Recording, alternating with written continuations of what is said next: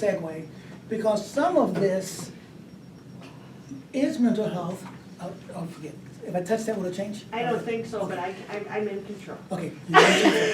So some of this, Mike, is dysfunction. Some of it is truly mental health. Some of it is not. And so oftentimes, both providers and treatment staff and corrections officers, we get a little confused about why are we doing what we're doing.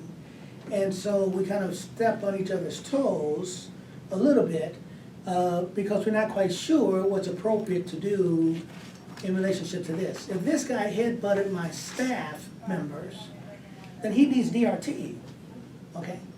But if this person head-butted my staff member because he thought my staff was a demon, maybe not, if he was psychotic. But I have to figure that part out first. But until I figure that part out, I still have to keep him safe and my staff safe. And so I always, this is just Dr. Hardwick, 27 years of doing this, I tell my mental health individuals, your mental illness is not an excuse, and it never will be, to justify wrongdoing, ever, unless your mental illness is the cause of that. If your mental illness is not the cause of your wrongdoing, you cannot justify your wrongdoing because you have a mental illness. It'll be like me telling you, if you got diabetes, right, and you cuss somebody out, that it's okay to cuss them out just because you have diabetes. How are the two related? Well, if you got a coronary disease, and you cuss somebody out or you slap Chad in the face because you're angry at him, I like Chad's name. See, no, you're going to get DRT because you slapped Chad in the face. That is completely inappropriate. If you have schizophrenia or you don't have schizophrenia, slapping Chad in the face is inappropriate. DRT. Okay, you're going to get the DRT. But the question is, how long can he tolerate DRT? And that's where the benefit of the mental health comes in. At what point does DRT for somebody with mental health become less therapeutic, if you will? What are we teaching him or her by putting him in DRT? And that's a fine line, because after a certain period, then it could make his condition worse. But to teach them the lesson that any kind of aggression towards my staff is going to result in some consequence, that's completely appropriate. That's okay. But if we go to the other issue, which is the person was suicidal or self-injurious, requiring a safety, that was appropriate.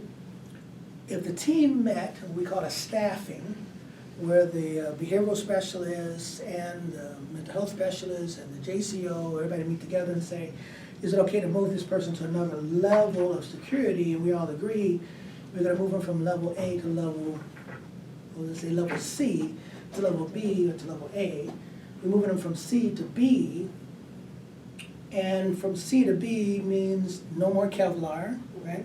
No more restraint chair. Correct. But he still has an observation status. Not all behavior is mental illness. So when Chad came into the ER all upset, he was distressed, right? And so it's likely that if you're 16 or 13 or 14 or 12, whatever the case may be, and they bring you into a place like this, and they take you either away from your family or your friends, and you think you're going to be going on, they leave you and they say, no, you're going to stay here, you're going to be distressed. I would expect that. That is normal. Okay?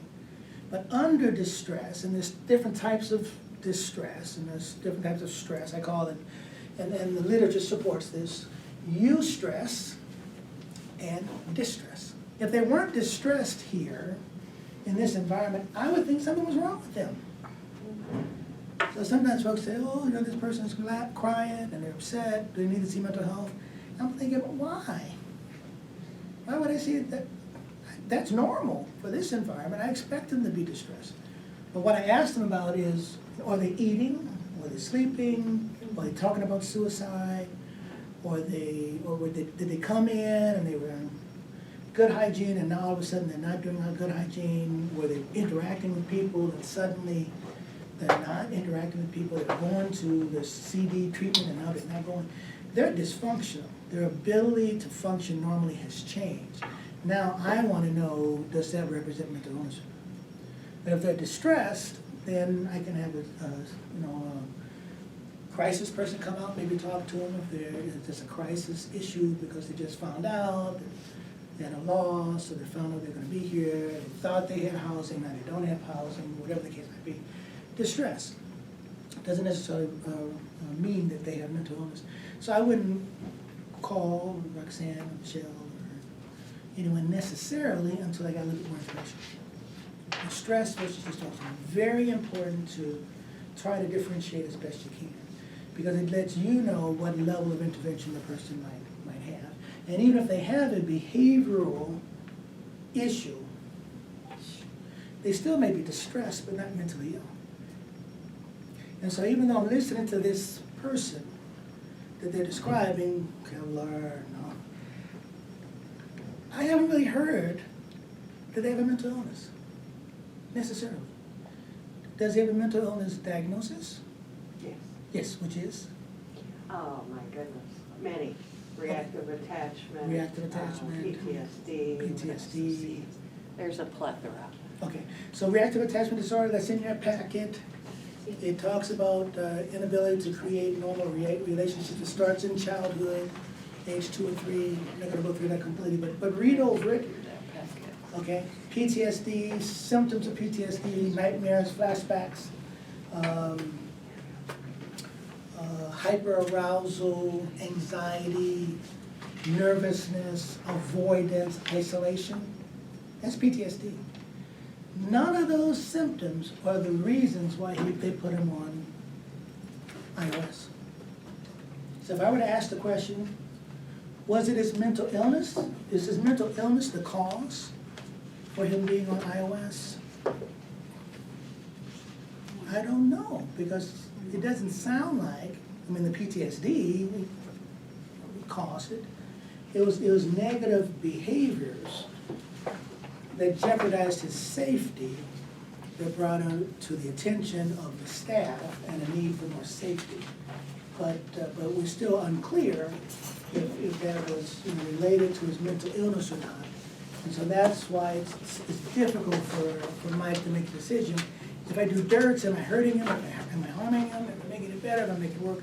That's why it's so important that he talks to the mental health staff about those things to help make those decisions. Feeling versus function. Okay. And again, back to this idea of function. It's so important because a lot of times I'll get what we call kites, and there's messages from the youth or the adults that say, I need to talk to mental health. I need to see a psychiatrist, or I need to see a mental health professional because I'm not feeling good. Okay. And again, like this idea of distress, I expect them to be feeling a lot of different things when they come into a place like this.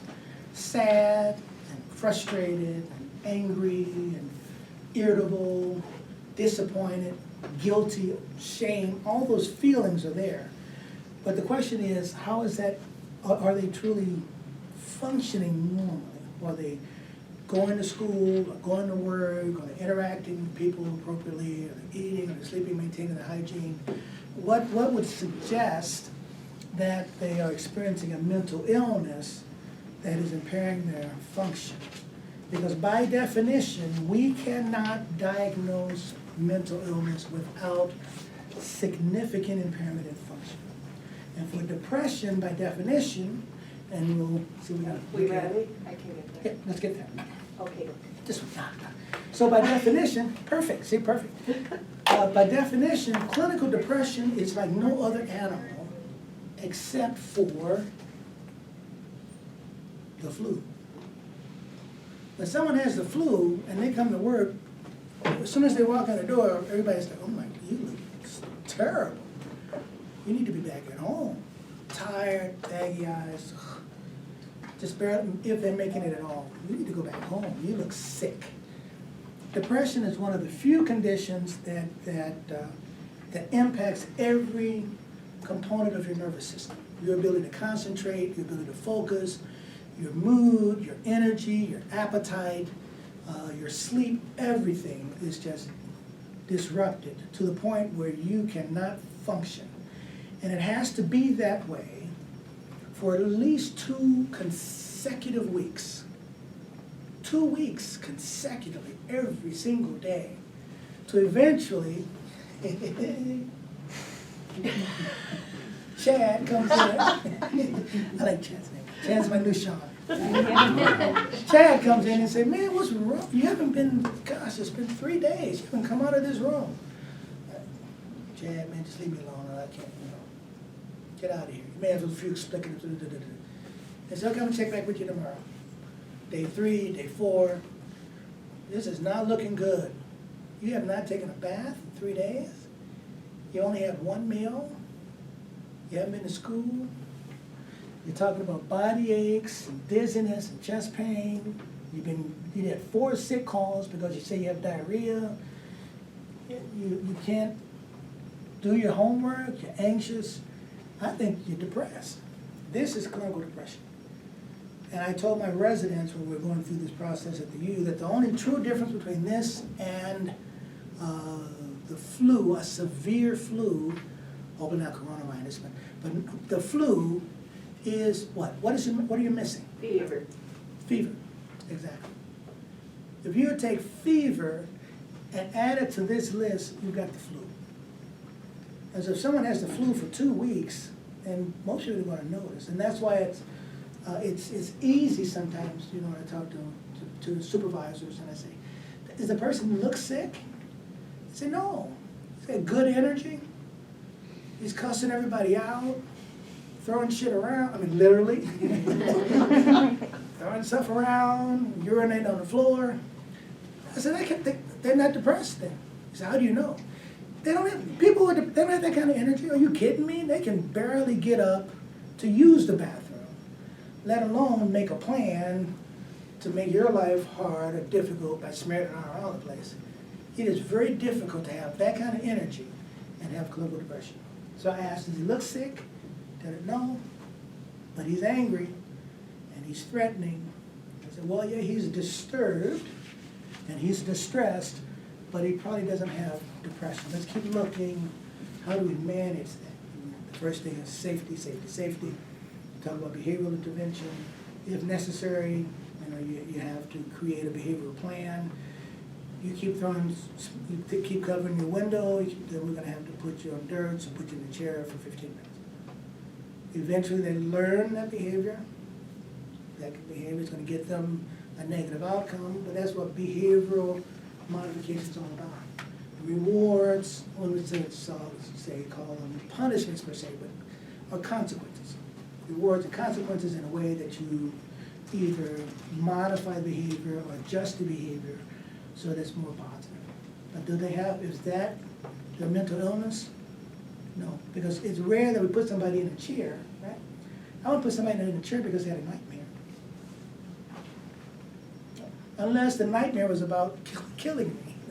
Then I might say, oh, this is homicidal ideation, so this is stuff. Maybe if I come in a room, you can try to hurt me, maybe I have to have you in a chair so I can come in and talk to you. But it takes that level of true understanding of what the symptoms are and what I'm trying to treat for me to determine the intervention approach. Other questions?